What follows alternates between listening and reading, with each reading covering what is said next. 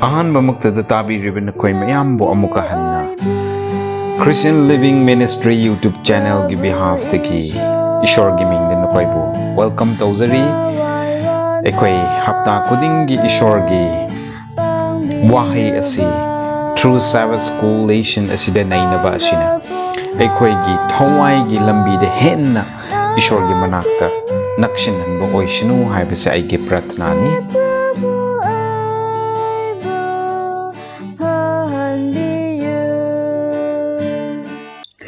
Hoy ngasi asi lesson number 12 ni week number 12 para asigi mamingna the biblical worldview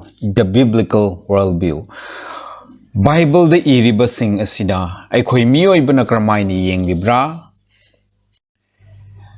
aikoi gi memory text oina author asina pbri basi 1 Thessalonians chapter 5 ki verse 23 aduni shmaina ibi now may the God of peace himself sanctify you completely and may your whole spirit soul and body be preserved blameless at the coming of our Lord Jesus Christ. Asumayna ishor ing tapa ishor mahak dumagna nahak pupum seng dok piba oishnu aduga nahaki thamoy nahaki wakhal amasung nahaki haksang ase amag palaitaba asengba adumayna preserve tawbire harga Jisu Krista lakpa numit aduda atugumba soidaba punsi adu oihanna ba haina Apostle Paul na 1 Thessalonians chapter 5 verse 23 de ibi duna leye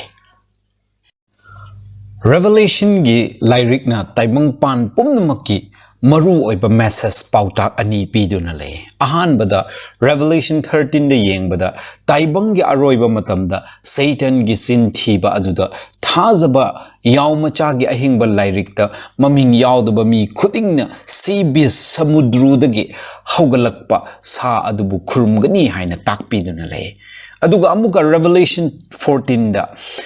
aikoi ni yengba matamda taibang sin thungna Bible gi achumba paw tambiduna ishor gi ya thangakna naba amasung Babylon dagi kauthokna naba thaudang asi ishor gi ya thangak leba 7th day Adventist singlupta sinnaduna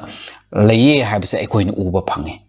asigumba tamthiba matam lakpada false teachers aranba oja mayam thoglaktuna minamba aranba chinthiba paw takpi gini haina Ephesians chapter 4 verse 14 na takpi aduga Bible gi achumbadagi miyambu serana na chingani haina 2 Timothy gi chapter 4 verse 4 na hai Satan na aranba ani sijinaduna akonba matamda miyambu namthak tawgani ahanba mahaki aranba adudi krira harga immortality of the soul thawai di subsi si de haibagi chinthiba sina miyambu serana na chingadori ani shuba mahaki minamba chinthiba adudi krira harga Sunday worship hapta gi ahanba nongmaijing numitpu ngakba asi achumbani haibagi chinthiba sina miyambu serana na chingadori masi say spirit of prophecy gi the great controversy gi peace 588 the iduna lay asubaina Satan gi minamba Satan gi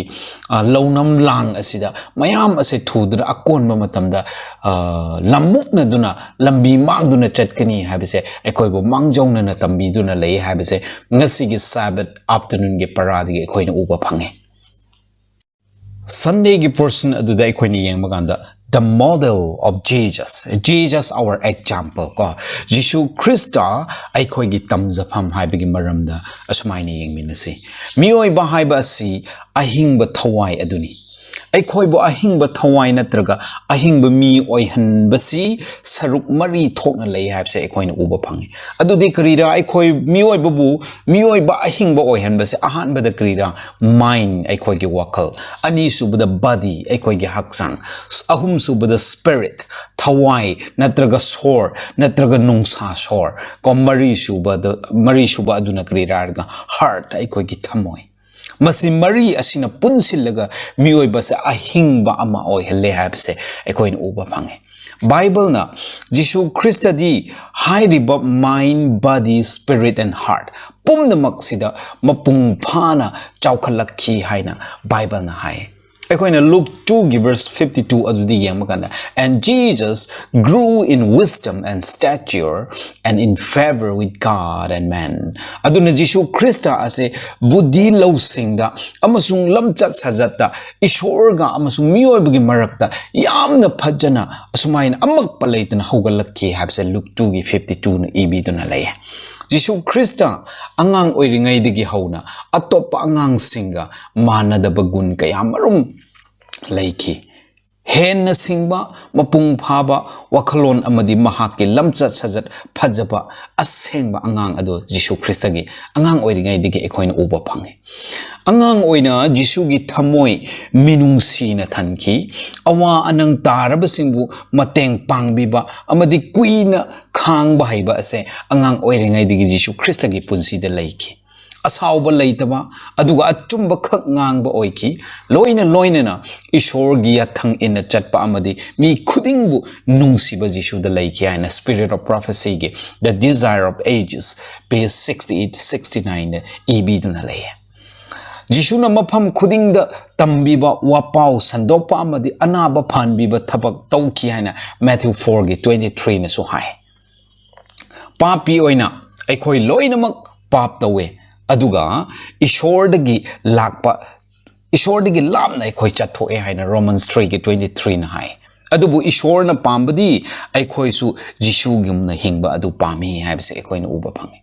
ꯖꯤꯁꯨꯒꯤ ꯄꯨꯟꯁꯤ ꯃꯍꯤꯡ ꯑꯗꯨ ꯌꯦꯡꯂꯒ ꯑꯩꯈꯣꯏꯁꯨ ꯖꯤꯁꯨꯒꯨꯝꯅ ꯍꯤꯡꯕ ꯉꯝꯅꯅꯕ ꯍꯣꯠꯅꯕ ꯇꯥꯏ ꯑꯩꯈꯣꯏ ꯉꯝꯗꯕ ꯌꯥꯏ ꯑꯗꯨꯕꯨ ꯑꯩꯈꯣꯏꯒꯤ ꯑꯁꯣꯟꯕꯗꯨꯗ ꯏꯁꯣꯔꯅ ꯄꯥꯡꯒꯜ ꯄꯤꯕꯤꯒꯅꯤ ꯑꯩꯈꯣꯏꯒꯤ ꯊꯧꯗꯥꯡ ꯑꯣꯏꯅꯗꯤ ꯀꯔꯤꯔꯥ ꯍꯥꯏꯔꯒ ꯖꯤꯁꯨꯒꯤ ꯄꯨꯟꯁꯤꯒꯨꯝꯅ ꯍꯤꯡꯅꯤꯡꯕꯒꯤ ꯋꯥꯈꯜ ꯂꯩꯕ ꯑꯃꯗꯤ ꯍꯣꯠꯅꯕ ꯑꯗꯨ ꯈꯛꯅꯤ ꯍꯥꯏꯕꯁꯦ ꯎꯕ ꯐꯪꯉꯤ ꯑꯗꯨꯅ Jesus should be our role model ꯑꯗꯨꯅ ꯑꯩꯈꯣꯏꯒꯤ ꯄꯨꯟꯁꯤ ꯑꯁꯤꯗ ꯖꯤꯁꯨ ꯈ꯭ꯔꯤꯁꯇꯕꯨ ꯌꯦꯡꯂꯦ ꯍꯥꯏꯔꯒ ꯃꯍꯥꯛꯅ ꯍꯤꯡꯈꯤꯕ ꯄꯨꯟꯁꯤ ꯑꯗꯨ ꯑꯩꯈꯣꯏ ꯍꯤꯡꯕ ꯇꯥꯔꯦ ꯑꯩꯈꯣꯏꯒꯤ ꯁ꯭ꯄꯤꯔꯤꯠ ꯑꯩꯈꯣꯏꯒꯤ ꯃꯥꯏꯟ ꯑꯩꯈꯣꯏꯒꯤ ꯕꯗꯤ ꯄꯨꯝꯅꯃꯛ ꯍꯛꯆꯥꯡꯁꯨ ꯋꯥꯈꯜꯁꯨ ꯊꯋꯥꯏꯁꯨ ꯄꯨꯝꯅꯃꯛ ꯑꯁꯦ ꯑꯆꯨꯝꯕꯗ ꯆꯠꯄ ꯑꯆꯨꯝꯕꯗ ꯉꯥꯡꯕ ꯁꯥꯎꯒꯟꯗꯕ ꯑꯗꯨꯒꯨꯝꯕ ꯑꯣꯏꯕ ꯇꯥꯔꯦ ꯑꯉꯥꯡ ꯑꯣꯏꯔꯤꯉꯩꯗꯒꯤ ꯁꯥꯎꯒꯟꯕ ꯈꯥꯡꯕ ꯍꯩꯇꯕ ꯀꯨꯏꯅ ꯈꯥꯡꯕ ꯍꯩꯇꯕ ꯑꯁꯤꯒꯨꯝꯕꯒꯤ ꯂꯝꯆꯠ ꯃꯌꯥꯝ ꯑꯁꯦ ꯑꯩꯈꯣꯏ ꯃꯤꯑꯣꯏꯕꯗꯗꯤ ꯂꯩ ꯑꯗꯨꯕꯨ ꯖꯤꯁꯨ ꯈ꯭ꯔꯤꯁꯇꯗꯤ ꯑꯉꯥꯡ ꯑꯣꯏꯔꯤꯉꯩꯗꯒꯤ ꯃꯄꯨꯡ ꯐꯥꯕ ꯑꯃꯛꯄ ꯂꯩꯗꯕ ꯄꯨꯟꯁꯤ ꯑꯗꯨ ꯍꯤꯡꯈꯤ ꯍꯥꯏ ꯑꯗꯨꯅ ꯖꯤꯁꯨ ꯑꯁꯦ ꯑꯩꯈꯣꯏꯒꯤ ꯔꯣꯜ ꯃꯣꯗꯦꯜ ꯑꯣꯏꯅ ꯂꯧꯔꯦ ꯍꯥꯏꯔꯒ ꯑꯩꯈꯣꯏꯁꯨ ꯑꯩꯈꯣꯏꯒꯤ ꯄꯨꯟꯁꯤ ꯑꯗꯨꯗ ꯄꯤꯛꯂꯤꯉꯩꯗꯒꯤ ꯏꯆꯥ ꯏꯁꯨꯁꯤꯡ ꯑꯁꯤꯗꯒꯤ ꯍꯧꯅ ꯖꯤꯁꯨ ꯈ꯭ꯔꯤꯁꯇꯒꯤ ꯁꯛꯇꯝ ꯑꯗꯨ ꯂꯧꯔꯒ ꯆꯠꯍꯟꯅꯅꯕ ꯑꯃꯁꯨꯡ ꯉꯁꯤ ꯃꯄꯨꯡ ꯐꯥꯔꯦ ꯍꯥꯏꯅ ꯑꯩꯈꯣꯏ ꯂꯩꯔꯤꯕ ꯑꯩꯈꯣꯏ ꯈ꯭ꯔꯤꯁꯇꯤꯌꯟ ꯃꯌꯥꯝ ꯑꯁꯤꯁꯨ ꯖꯤꯁꯨ ꯈ꯭ꯔꯤꯁꯇ ꯑꯗꯨꯕꯨ ꯑꯩꯈꯣꯏꯒꯤ ꯔꯣꯜ ꯃꯣꯗꯦꯜ ꯑꯣꯏꯅ ꯆꯪꯁꯤꯟꯐꯝ ꯊꯣꯛꯑꯦ ꯍꯥꯏꯕꯁꯦ ꯉꯁꯤꯒꯤ ꯁꯟꯗꯦ ꯄꯣꯔꯁꯟꯗꯒꯤ ꯑꯩꯈꯣꯏꯅ ꯎꯕ ꯐꯪꯉꯤ ꯃꯟꯗꯦꯒꯤ ꯄꯣꯔꯁꯟꯗ the body is God's temple ꯑꯩꯈꯣꯏꯒꯤ ꯍꯛꯆꯥꯡ ꯑꯁꯤꯗꯤ ꯏꯁꯣꯔꯒꯤ ꯑꯁꯦꯡꯕ ꯁꯪꯅꯤ ꯍꯥꯏꯕꯒꯤ ꯃꯔꯝꯗ 1 Corinthians chapter 6 verse 19 ꯑꯃꯁꯨꯡ 20 ꯑꯗꯨꯗ ꯑꯩꯈꯣꯏꯅ ꯎꯕ ꯐꯪꯉꯤ dualistic theory ꯍꯥꯏꯕꯗꯤ ꯊꯋꯥꯏꯗꯤ ꯁꯤꯗꯦ ꯍꯥꯏꯕꯁꯦ ꯍꯥꯟꯅ Greek thinkersꯤꯡꯒꯤ ꯊꯥꯖꯕꯅꯤ ꯃꯈꯣꯏꯅ ꯍꯥꯏꯕꯁꯤ ꯃꯤꯑꯣꯏꯕꯒꯤ ꯍꯛꯆꯥꯡ ꯑꯁꯤ ꯊꯋꯥꯏꯒꯤ ꯀꯩꯁꯨꯝꯁꯪꯅꯤ ꯍꯥꯏꯕꯅꯤ human body was a prison for the spirit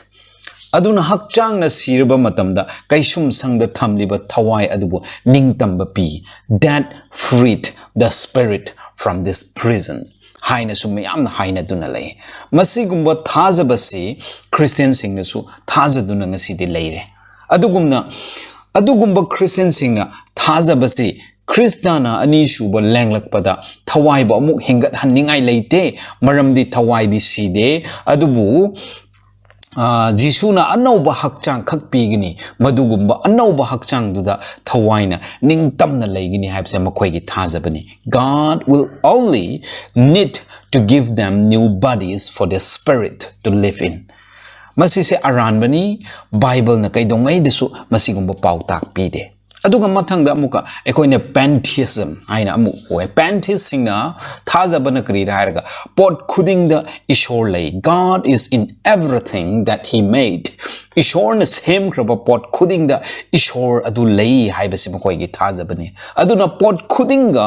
ꯏꯁꯣꯔꯒ ꯆꯞ ꯃꯥꯟꯅꯩ ꯍꯥꯏꯕꯁꯦ ꯃꯈꯣꯏꯒꯤ ꯑꯆꯦꯠꯄ ꯊꯥꯖꯕ ꯑꯃ ꯑꯣꯏꯅ pantheism ꯑꯁꯤꯅ ꯊꯥꯖꯗꯨꯅ ꯁꯨꯃꯥꯏꯅ ꯂꯩꯕꯁꯦ ꯎꯑꯦ ꯑꯩꯈꯣꯏꯅ ꯊꯋꯥꯏ ꯍꯥꯏꯕꯗꯤ spirit haibagi maramda ngasi yamna thawai natraga spirit ko aikoina ngasi se spirit hairga thawai oina lounariba asigi maramda ngasi yamna chamamna ba wakalon kaya tambi takpi duna lei masida aikoi chection ba mathau tai bible na tambi ba dukhak thajaba tai 1 Corinthians 6 ki 19 and 20 amasung 1 Corinthians 10 ki 31 de yengbata masigi versing na aikoi gi haksang si thawai aseng bagi sangni our body is a temple for the Holy Spirit haina mayek seng na thumaina takpi kre aduna ishor na aikoi sibu aphaba wakhal leiba amadi aphaba hakchang leiba si ishor gi apambani John na mahaki marup Gaius ta asmaina iki. Dear friend, I know that your spiritual life is going well. I pray that you also may enjoy good health, and I pray that everything else may go well with you. Haina 3 John gi chapter 1 gi verse 2 da asmaina ibi. Ai gi marup pon hai a John na hai bani ai gi marup nangi thawai gi khongthang da di nang phachana chatlaga lei haibsa aina khange adubu nangi hakchang adusu phana leina na ba aina ishor da prathna tawduna lei ko haina John na magi marupta asumain e khibado aikoina upa phange miyoi ba haibasi heart mind spirit and body habdi thamoi wakhal sor natraga thawai amadi hakchang pulap siba sina miyoi ba ahingba ama sembani adugumadubu miyoi ba ahingba ama haina aikoina kaunai habse khange aduna having good health is part of our religious duty aphaba thamoi leiba haibasi aikoigi dharma gi tangai phadaba leigadaba saruk amani habse aikoina khangba tai Ningsing si Paul gi wafam do ko aikoina 1 Corinthians 10 gi 31 da Paul na kri hai so if you eat or if you drink or if you do anything do everything for the glory of God karigumba nang na chaba tarabasu karigumba nang na thakpa tarabasu karigumba nang na tawba khuting makta ishor gi minglen chawkhan ingai gi damakta tawo chawo thako ngango selo haina apostle Paul na 1 Corinthians 10 gi 31 da ibi budo aikoi ningsing laga Christian oibagi mathau tare ngasidi Bible na your soul is a temple of God aikoi gi thawai ase ishor gi sangni haina kai sho haide Bible never ever say that our soul is a temple of God adubu ishor na haibadi your body is a temple of God aikoi gi hakchang ase ishor gi sangni haina Bible na seng na haikre masidi gi sho aikoi na uba phange madudi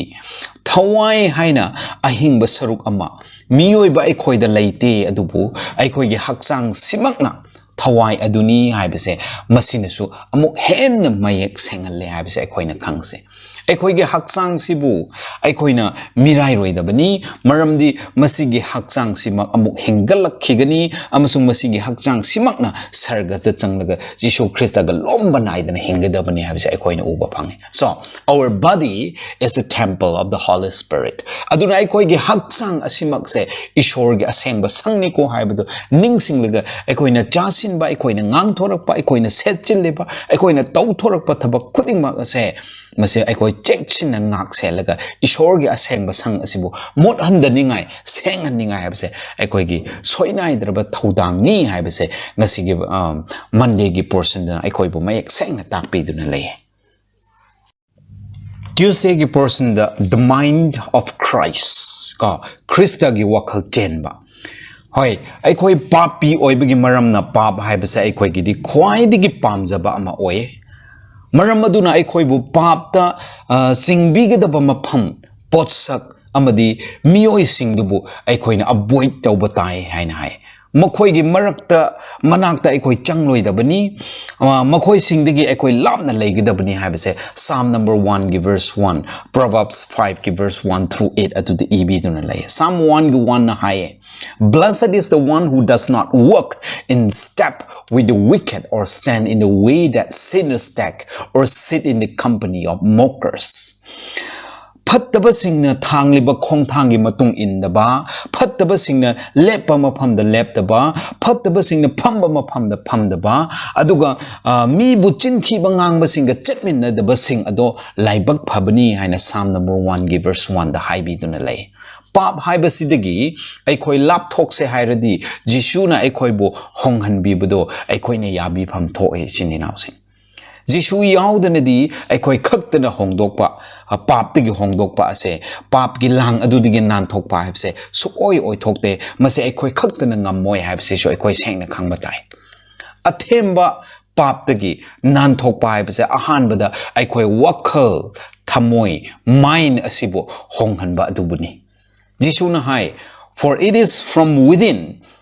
out of a person's heart that evil thoughts come sexual immorality, theft, murder, adultery, greed, malice, deceit, lewdness, envy, slander, arrogance, and folly. Mark chapter 7 verse 21 dagi 22 adu yengba matamda aikoi manung dagi aikoi mioi bagi wakhal dagi thorak pane hai phattaba wakhal sing se karamba lamchat nai da ba huran chinthi tawba mi hat pa mi tu mi cha lan na ba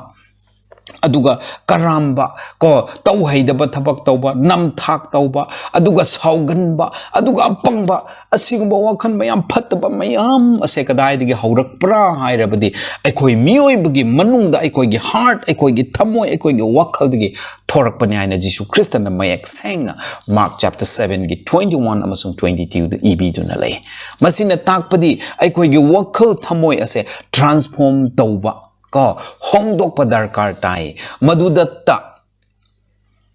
aikoi gi lamchat sajat asi hongba awonba purak pangamgani haina Jisu Christana aikoi bo takpi duna lay 1 Corinthians 2 gi 16 Psalm 24 gi 3 amasung 4 Romans 12 gi 2 Philippians 4 gi 8 amasung Colossians 3 gi 2 da Jisu gi wakhal dumak aikoi desu layu haina haibi Jisu gi wakhal dumak aikoi da leiba haibase karibuno haibada aikoi yengminase Jisu na new covenant gi makhada wasakpi madudi ishor na magi law haibadi yathang asi mioi bagi thamoi amadi mioi bagi wakhal da ibigini haina Jeremiah 31 gi verse 31 through 33 Hebrews chapter 8 gi verse 8 through 10 amasung Hebrews 10 gi verse 16 the ibi dona lay Sermon on the Mount sing thakta tambiba aduda Jisuna mahaki annauba warepnaba new covenant dugi makhada aikoina kari tauba ishorna pambagi habadu Jisu Christana mayak sengna utpiki Pap haibasi aikoina taubudu khaknate ichininaw sing sin is not something that we do Sin can be something we think or feel. Mark chapter 5 verse 17 dagi 48 pau paba matamda. Pap haibasi aikoina khanba adubuni haina Bible na seng na takpi. Aduna aikoina ishorgi ya thangtara asibu aikoigi wakhal aikoigi thamoina aikoigi wakhal da thamle harga aikoigi thamoina inba tai maramdi pap haibase wakhal thamoi digi haurai. Aduna aikoigi wakhal Thamoida taseng ishorgia thang adu layhanduna madu ilabadi pap haurakna nabagi mapam layroi pap tauroi habise aikoina khangsi aikoigi thamoi aikoigi wakhal da ishorgia thangdubu layradi ishorgi wakhal adumak aikoigi thamoida aikoigi wakhal da su layrakani Aduna Bible na ishorgi wakhal mind of Christ adu aikoida layu haibagi arthadi ishorgi yathang adu aikoigi thamoida aikoigi wakhal da isillaga madu illu haibani aduna Jisu Christ gi mind wakhalon adu aikoida chenhanna bagi damakri tawbatai ishorgi yathang tara adu ishorgi pautak pum namakto aikoigi thamoi wakhal da lausille harga madu dagi nungsiba ishorgi haiba inba aduka adumaina Chat thorakpa, tau thorakpa, ngang thorakpa, adubu kari kaubra harga Bible na Jisu Christ ki wakhalon aikoida chen bahai na kauwe. Aduna adugumbo wakhalon adu laise hairabadi ishorgi ya thangpum na makto aikoigi wakhal da aikoigi thamoida isinba darkar tai haina Bible na senga utpi. Wednesday ki portion na the guidance of the Spirit. Ishorgi thawai na lamjing bi bahai maram di yengsi thawai aseng ba Holy Spirit asi ishorgi pangdal leiba mateng pangbi ba amani habise akoina kauroi si ahan bada thawai aseng bagi thaudang amadi magi matik magun singdo amuktang akoi hani yengsi ahan bada thawai aseng bana aikoida ishorgi nungsibi bado uhanbi tahanbi khanghanbi habise Romans 5 verse 5 na hai Ani shubada thawai asengbana aikoi se kanbiba phangle haibagi experience ado baby haina John chapter 16 gi verse 7 through 11 the EB duna lay. Ahum subada thawai asengbana Bible gi achumbodo aikoi bu uhanbi John 16 gi 13 da. Mari subada thawai asengbana aikoi bu ishor gi thabak tawbuda mateng pangi hai. Manga subada thawai asengbana aphabu wapau atopasingda sandokpada mateng pangi haina Acts chapter 1 gi verse 8 da hai. Taruk subada thawai asengbana Satan gi phattaba thabak kaya dubusu lephalli haina haibi. Aduna maram oiraga Satan na Holy Spirit thawai asengba asigi maramda aikoiba confused tawhannaba chamamna hannanaba asi kanna hotna duna lay habse aikoina kawroisi. Aduna ngasidi Christian mayam leire ko Holy Spirit thawai asengba asibu thajadaba thawai asengba asi ishor natte haiba Christian mayam ngasidi leire. Adubu ngaklibadi thawai asengbasi ishor natte di haiba ko adubu thawai asengbasi real person tasengna ishor amani haibadi yaningdraga spiritual gift haibadi thawai asengbagi khudol budi yamna pamjana ngangna riba sakna riba ekoina time masi ngaktaba ngamde ekoina ko thawai asengba budi ishor le haini yade adubu thawai asengbagi khudol gift of the Holy Spirit adubudi yamna admire tawraga leiba Christian mayam lei thawai asengbagi khudol ne haina miracles mayam tawriba adubu thawai asengbase ishorni haibadi makoini yaningdaba miracles mayam tawraga Holy Spirit ki thawai asengbagi gift hangre haibase Christian asigumba haidiba Christian mayam ase ngasi leitaba natte masi singdige ekoi checksin pham thoi haibase aina haining bani singmana masigumba mayam sida ekoina checksin hodrabadi ekoisu tawriba pumnama ase ekoina thajaraga Holy Spirit tigi lakpani haibase ekoi thajaduna ekoige lambi ase mangkhibasu asi Thok haininga ekoi leite ekoi checksin batai thawai asengba bu yadraga thawai asengbagi khudol phangle haina ngasi ngangliba sakliba pumnama ase ekoina Bible da phachana thiraga masisi aran bani habse ekoi khangdokpa mathau tai ekoina Acts chapter 8 ki verse 4 through 48 to the paba matamda Simon the magician natraga the sorcerer jadu mantra tauba Simon ge wari adu uwi Simon is Samaria dagini Philip na Samaria da angakpa miracles kaya tawduna lakpa matamda mahakso Philip ki tung illaga akon bu matamda mahakso Philip ka Peter makoygumna miracles tawba pamduna thawai asengbagi gifts khudol adu pamlakhi adubu Simon haibani pa ase thawai asengbagi khudol di pamlaga thawai asengbana magi punsi bu honghan badudi mahakna pamlamde madugumna ngasi Christian mayam su aduni Simon gumba Christian mayam leire habsa ekoina kawroisi thawai asengbagi khudol leire hairiba adubu makoigi punsidi thawai asengbana honghanba leitaba adugumba mayam leire habsa ekoina use tasengnamak ishorgi macha oiba haibase thawai asengbana makoigi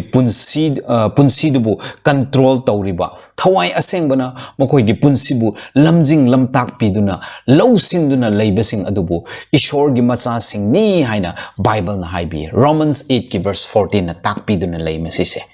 ishorgi macha singdi ishorgi thawai na makoibo Bible gi achumba aduda lamjing bigini haina John 16 gi 13 John 17 gi 17 na hai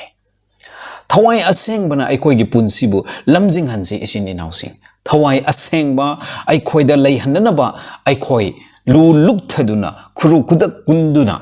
ayuk nungdang haijaba mathau tare ngasidi adu already soidana ishorgi thawai na aikoi gi punsida laktuna leibigani aiko ishorgi thawai na aikoida leiraba matamda aikoi gi punsi ase Jishu gi punsi adugumna hingba ngamgani thawai asengbagi khudol ado nibagi mahutta thawai asengbana aikoibu aikoigi punsi bu honghan biu haina kanna nijaba matamda hoji oikrabani habse aina haijaningani aduna the guidance of the Holy Spirit thawai asengbana takpiba inbiba ngangbiba ado aikoi tare harga madugi matung inna hingba ngangba chaba thakpa setpa pumnama se tawgadabani habse ngasigi parana aikoibu mayak sengna takpiduna lei para asigi loisilakbada Thursday ki portion aduda ready for his appearing. Kristana ani shuba lakpa adugi damak thaurang tauba haibagi maramda ekhoi yengsi. Jishu gi maramda nainanaba amadi Jishu gi punsi bu yengba adudagi nathai hananaba ekhoi gi punsi da achinba mayam laktuna layengasi isininausing. Ishor gi maramda nainaba matam layhandaba Satan na kan layhandanaba kan na Satan na hotnaduna lay habse kaugumsi. Atopa hiram dana hen na pukning changba ko hen na matam layba adubu ishor gi damak pukning changdaba amadi ishor gi damak matam laytaba asi singdigi aikoi na checkshin hodradi soidna aikoi gi punsida aikoi gi wakhaldagi ishor bu lam na thamki gani habse aikoi na kawgunusi Jishu gi ani shuba lenglakpa adugi damak thaurang tauba get ourselves ready for the second coming haibasi tasang namak karibu no haibdo yengsi amadi masigi thaurang langba asina ngasi aikoi nongma nongmagi punsigi thaurang langba dagi karamna khetnabra haibadusu aikoi ni yengsi Madu khangnadaba aikoi na 2 Peter ge 3 verse 14 amasung 1 John ge chapter 3 verse 1 through 3 adu yengminase ko 2 Peter 3 ge 14 da sumaina hai make every effort to be found spotless blameless and at peace Jishuna lakpa matamda aikoi gi punsida amak palaitaba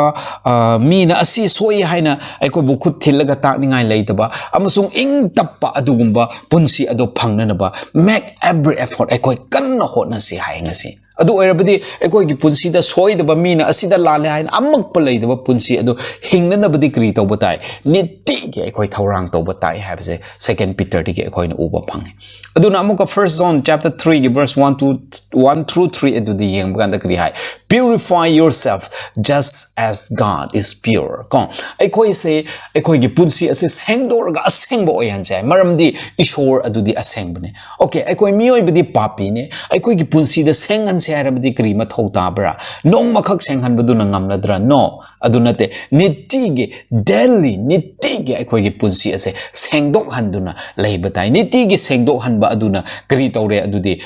kari purak pi bra aikoi ngonda maduna adu thaurang langba abdo aikoi gi punsi da pibi habse uba phang aduna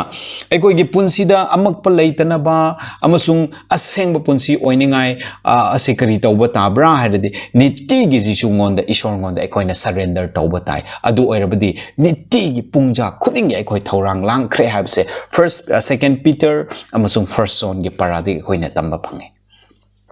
Jishu Krista ngasi phawba halaktre haina Jishu amuk halakani haibasibu thazadaba Christian mayam leire ngasidi kharana amuk Jishu lakpase thengthare aduna makhoi haujikmak thaurang tawdrasu karishu kaide haina khanbasu yaure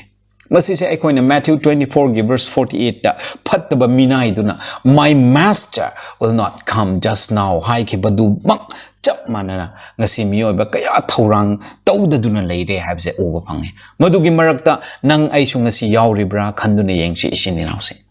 Psalm number 95 verse 7 and 8 agri hai today if you would hear his voice ngasi nang namagi makhon adu taba phanglabadi Hebrews 3 verse 7 da today if you hear his voice ngasi mak nang ne ishor gi makhon adu tarabadi Hebrews 4 verse 7 da today if you hear his voice do not harden your hearts nang ngasi ishor gi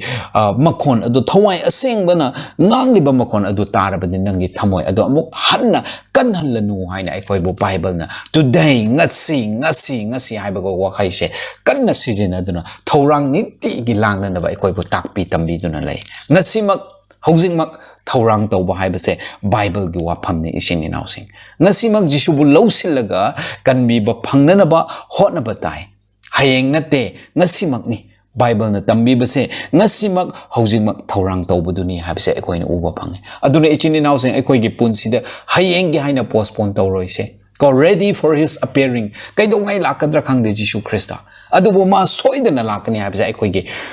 soinai draba adugumba asani aduna mana lakpa numita ekoi una se thengna se harbadi ngasimak haujikmak ekoi pukning ase hongdok laga nitti gi Jishu Krista ngonda ekoi surrender tawraga thaurang lang laga leiba ma thau tai habase ngasigi Sabbath school dege ekoi na tamba phange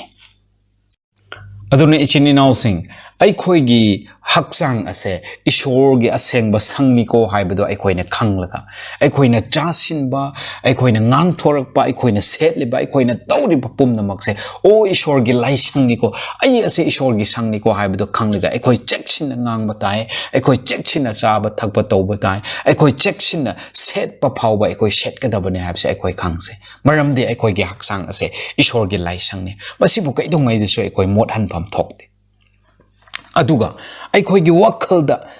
ꯑꯩꯈꯣꯏꯅ ꯈꯟꯗꯣꯔꯛꯄ ꯈꯨꯗꯤꯡ ꯑꯩꯈꯣꯏꯅ ꯉꯥꯡꯊꯣꯔꯛꯄ ꯈꯨꯗꯤꯡ ꯑꯁꯦ ꯖꯤꯁꯨ ꯈ꯭ꯔꯤꯁꯇꯅ ꯈꯟꯈꯤꯕ ꯑꯗꯨꯒꯨꯝꯅ ꯖꯤꯁꯨ ꯈ꯭ꯔꯤꯁꯇꯅ ꯉꯥꯡꯈꯤꯕ ꯑꯗꯨꯒꯨꯝꯅ ꯖꯤꯁꯨ ꯈ꯭ꯔꯤꯁꯇꯅ ꯇꯧꯈꯤꯕ ꯑꯗꯨꯒꯨꯝꯅ ꯑꯩꯈꯣꯏ ꯇꯧꯕ ꯇꯥꯏ ꯖꯤꯁꯨ ꯈ꯭ꯔꯤꯁꯇꯒꯤ ꯋꯥꯈꯜꯗꯨꯃꯛ ꯑꯩꯈꯣꯏꯗ ꯆꯦꯟꯍꯟꯕ ꯇꯥꯏ ꯃꯗꯨꯒꯤ ꯋꯥꯈꯜ ꯑꯗꯣ ꯑꯩꯈꯣꯏꯗ ꯆꯦꯟꯍꯟꯁꯦ ꯍꯥꯏꯔꯕꯗꯤ ꯖꯤꯁꯨ ꯈ꯭ꯔꯤꯁꯇꯒꯤ ꯌꯥꯊꯪ ꯑꯗꯣ ꯑꯩꯈꯣꯏꯒꯤ ꯊꯃꯣꯏꯗ ꯑꯩꯈꯣꯏꯒꯤ ꯋꯥꯈꯜꯗ ꯏꯁꯤꯟꯕ ꯉꯁꯤꯃꯛ ꯏꯁꯤꯟꯕ ꯗꯔꯀꯥꯔ ꯇꯥꯏ ꯍꯥꯏꯕꯁꯦ ꯑꯩꯅ ꯍꯥꯏꯖꯅꯤꯡꯕꯅꯤ ꯑꯗꯨꯅ ꯑꯩꯈꯣꯏꯕꯨ ꯊꯋꯥꯏ ꯑꯁꯦꯡꯕꯅ ꯂꯝꯖꯤꯡꯕꯤꯔꯤꯕ ꯂꯝꯇꯥꯛꯄꯤꯔꯤꯕ ꯑꯗꯨꯗ ꯑꯩꯈꯣꯏ ꯏꯜꯂꯒ ꯆꯠꯂꯕꯗꯤ ꯑꯩꯈꯣꯏꯒꯤ ꯄꯨꯟꯁꯤ ꯑꯁꯦ ꯇꯥꯏꯕꯪꯄꯥꯟ ꯑꯁꯤꯗ ꯑꯩꯈꯣꯏ ꯎꯃꯣꯔ ꯑꯣꯏꯅ ꯄꯥꯟꯗ꯭ꯔꯕꯁꯨ ꯉꯁꯤ ꯁꯤꯔꯕꯁꯨ ꯖꯤꯁꯨꯅ ꯑꯃꯨꯛꯀ ꯍꯤꯡꯒꯠꯂꯛꯄ ꯅꯨꯃꯤꯠ ꯑꯗꯨꯗꯗꯤ ꯑꯣ ꯃꯍꯥꯛ ꯑꯁꯦ ꯑꯩꯒꯤ ꯊꯋꯥꯏ ꯑꯁꯦꯡꯕꯅ ꯉꯥꯡꯕꯤꯕ ꯏꯟꯕꯤꯕ